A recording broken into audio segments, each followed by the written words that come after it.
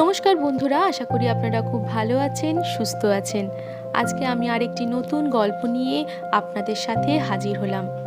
আজ আমার গল্পের নাম দাম্পত্য। চলুন শুনে নেওয়া যাক।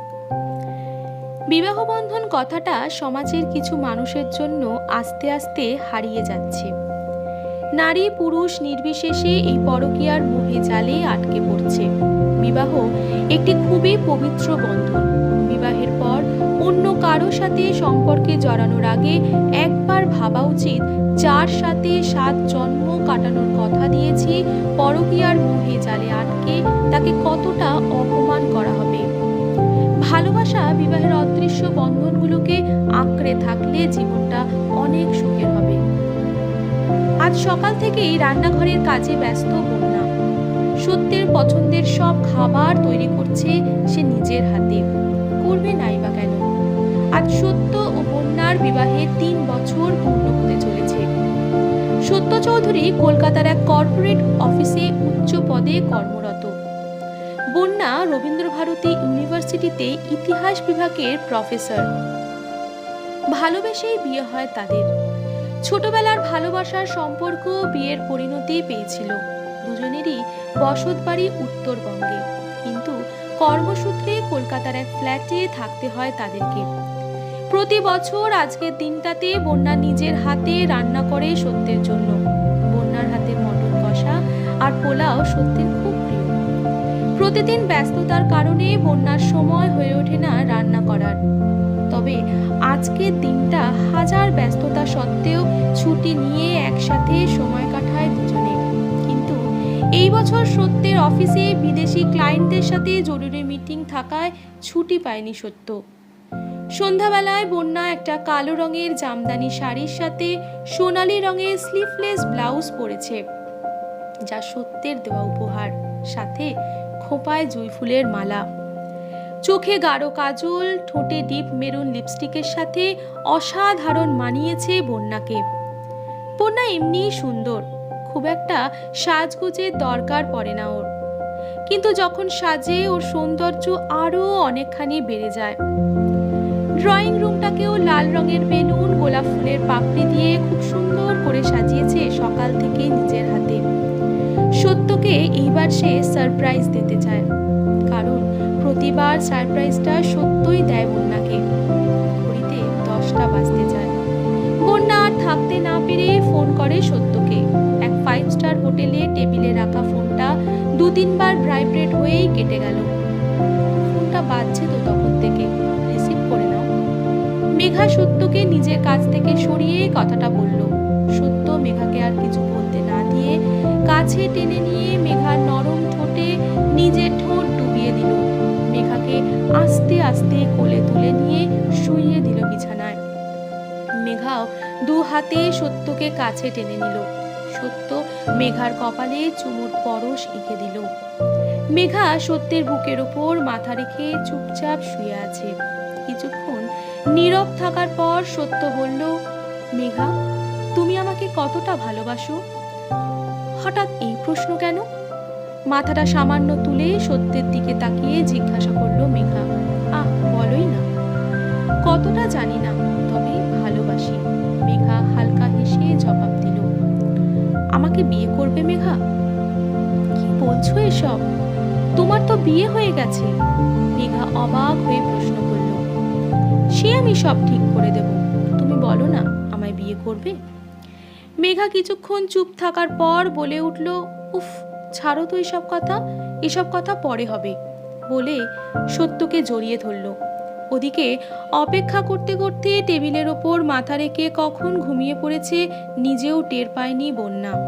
মেঘা এখন ফাউন্টেন বারে কাজ করে। সত্যের এক পুলিশ বন্ধু অভিরূপ মেঘাকে আগে থেকে চিনত। সেই এইবারে কাজের সুযোগ করে দিয়েছিল।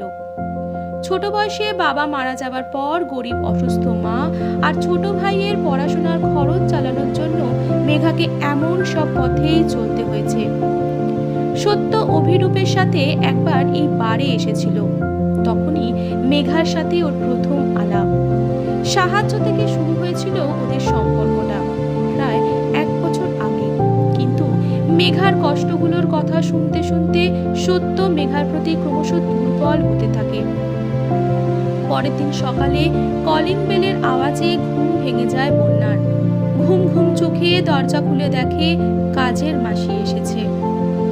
বাবু আজকেও ফেরেননি? বন্যাকে ওই অবস্থায় দেখে জিজ্ঞেস করে সে। বন্যা কোনো উত্তর না দিয়ে বলে, টেবিলটা পরিষ্কার করে নিও আগে, আমি স্নান সেরে আসছি। আজ রবিবার, বন্যার অফ ডে। বাড়িতে টুকটাক কাজকর্ম করে ফোনটা হাতে নিয়ে বিছানায় বসে আছে। ফোনটা হাতে নিতেই দেখে সত্যের মেসেজ। সরি বন্যা, রিয়েলি সরি, কাল বাড়িতে আসতে পারিনি। হঠাৎ করে কাজ এসে যাওয়ায় কলকাতার বাইরে আসতে হয়েছে। আমি আজ রাতের মধ্যেই বাড়ি পৌঁছে যাব, তুমি সাবধানে থেকো। হঠাৎ করে বন্যার সেই দিনের কথাটা মনে পড়ে গেল, যখন ও প্রথম সত্যের ফোনে মেঘার মেসেজ দেখতে পায়। হ্যাঁ, ঠিকই শুনছেন, বন্যা সবটাই জানে সত্য আর মেঘার সম্পর্কের ব্যাপারে। তাও মুখ বন্ধ করে সবটাই মেনে নিয়েছে, শুধুমাত্র একটাই আশায় যে সত্য একদিন না একদিন নিজের ভুল বুঝতে পেরে ঠিক ওর কাছে ফিরে আসবে। তবুও সব কিছু জেনে না জানার ভান করতে করতে মাঝে মধ্যে ভেঙে পড়ে বন্যা। খাটে মাথাটা ঠেকিয়ে হেলান দিয়ে বসে চোখ বন্ধ করে কানে হেডফোন লাগিয়ে নিজের পছন্দের এক বিদেশি গায়কের গাওয়া গানটা শুনতে থাকে। এটা ওর খুব প্রিয় গান ছিল। গানটা শুনে বন্যার চোখ থেকে ক্রমশ নিঃশব্দে জল গড়িয়ে পড়েছে। রাত ৮টা। বন্যা পরীক্ষার খাতা চেক করতে বসেছে টেবিলে। সত্য ধীরে ধীরে ঘরে ঢুকে বন্যার চোখটা এক হাতে বন্ধ করে আর এক হাতে হীরের নেকলেসের বক্সটা বন্যার সামনে ধরে। হঠাৎ করে সত্যের ছোঁয়ায় বন্যা সামান্য কেঁপে ওঠে। চোখ থেকে হাত সরাতেই বন্যা নেকলেসটি দেখতে পায়। বক্সটা হাতে নিয়ে উঠে দাঁড়িয়ে বন্যা হালকা হাসি হেসে মুখে সত্যের হাতে ওটা তুলে দিয়ে বলে, এটা আমার লাগবে না গো। সত্য বন্যাকে পেছন থেকে জড়িয়ে ধরে জিজ্ঞেস করে, তুমি কি আমার উপর রাগ করেছো?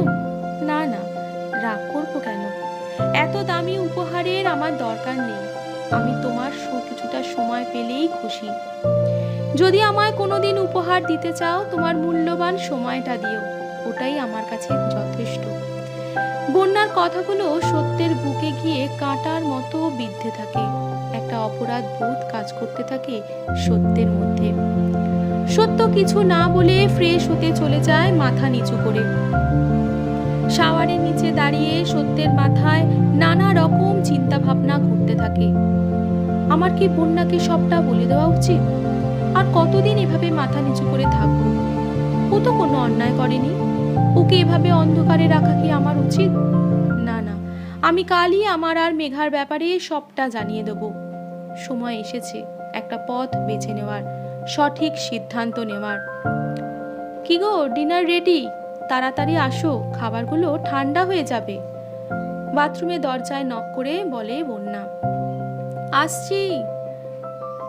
ডিনার টেবিলে নীরবতা ভেঙে সাত্তকী হঠাৎ বলে ওঠে, বন্যা, কাল তোমার ক্লাস শেষ হলে আমার সাথে দেখা করবে আমাদের পছন্দের ক্যাফেটেরিয়াতে। হঠাৎ তোমাকে কিছু বলার আছে। কথাটা শুনেই বন্যার বুকের ভেতর মোচড় দিয়ে ওঠে, এটা ভেবে যে ও কি এমন কিছু বলবে যেটা আমি শুনতে চাই না। না চাইতেও মাথা নেড়ে বন্যা বলে, আচ্ছা যাও। সকাল থেকেই বন্যার মনে একটা ভয় কাজ করছে। ক্লাস নিতেও অস্বস্তি বোধ হচ্ছিল তার। কোনোভাবে ক্লাসগুলো শেষ করে ক্যাফের উদ্দেশ্যে রওনা দেয় সে। প্রচন্ড রেগে গিয়ে ফোনটা আয়নায় ছুঁড়ে মারে সত্য।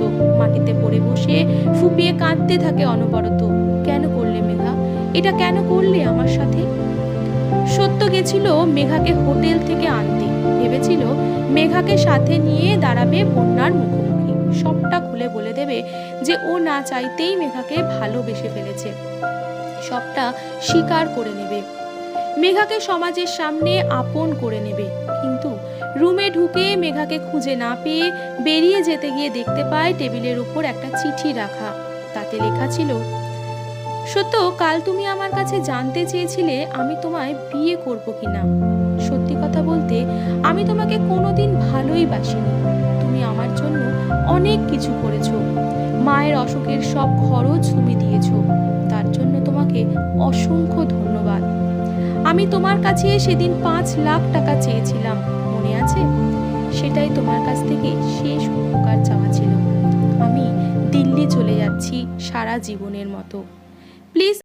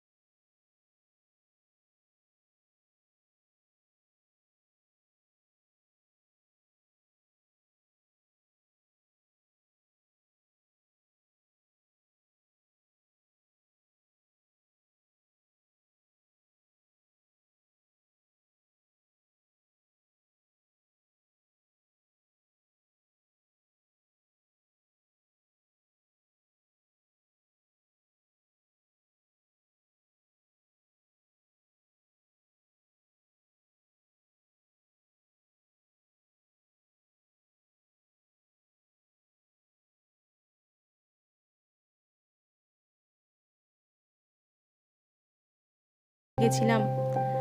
আচ্ছা, আমি যদি আবার ফিরতে চাই, সব ভুলে গিয়ে আমাকে আপন করে নেবে?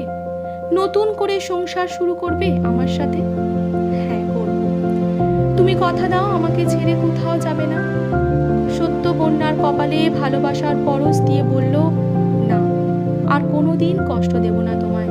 এভাবেই যতদিন বাঁচবো তোমার পাশে থাকবো, কথা দিলাম। সত্য বন্যার বুকে মাথা রেখে শান্তিতে চোখ বন্ধ করলো। তো বন্ধুরা, আজকের গল্পটা কেমন লাগলো অবশ্যই কমেন্ট করে জানাবেন। আর ভালো লাগলে অবশ্যই লাইক করতে ভুলবেন না, আর সাবস্ক্রাইব কিন্তু অবশ্যই করে দেবেন। ধন্যবাদ।